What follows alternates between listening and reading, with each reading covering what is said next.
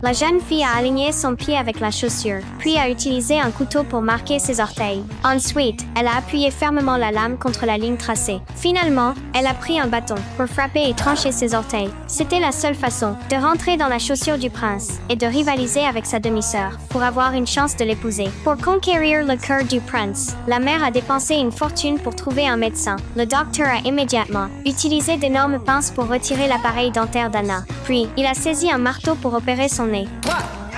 Cette scène horrifiante a laissé sa sœur complètement sous le choc, mais la mère affichait un sourire satisfait. Elle croyait que c'était le seul espoir pour Anna d'épouser le prince. Après l'opération, Anna portait une attelle nasale qu'elle ne pourrait retirer qu'une fois guérie. Avant le bal du prince, toutes les jeunes filles invitées devaient suivre une formation de danse, mais seulement 3 d'entre elles seraient sélectionnées. Quand l'entraînement a commencé, Anna a montré des capacités remarquablement faibles. Non seulement ses mouvements étaient extrêmement raides, mais elle était aussi plus lente que les autres. Résultat, le professeur l'a reléguée au dernier rang. Pendant ce temps, sa demi-sœur, avec sa beauté éclatante et son talent exceptionnel pour la danse, a rapidement gagné la faveur du professeur. Cela a porté un coup terrible à l'estime d'Anna. Elle a réalisé qu'elle devait travailler plus dur que tout le monde. Alors, pendant que les autres mangeaient steak et pommes de terre, Anna ne buvait qu'un bol d'eau citronnée. Mais ce qu'elle n'avait pas prévu, c'est qu'à l'annonce de la liste des auditions, elle se retrouvait bonne dernière. Si les choses continuaient ainsi, le rêve d'Anna de devenir princesse partirait en fumée. Sa demi-sœur était déjà devenue la favorite du professeur. Anna était anéantie. Ce qui l'a encore plus déçue, c'est que malgré l'eau citronnée quotidienne, son poids refusait de baisser. Elle ne rentrait dans aucune robe, mais un autre professeur a remarqué ses efforts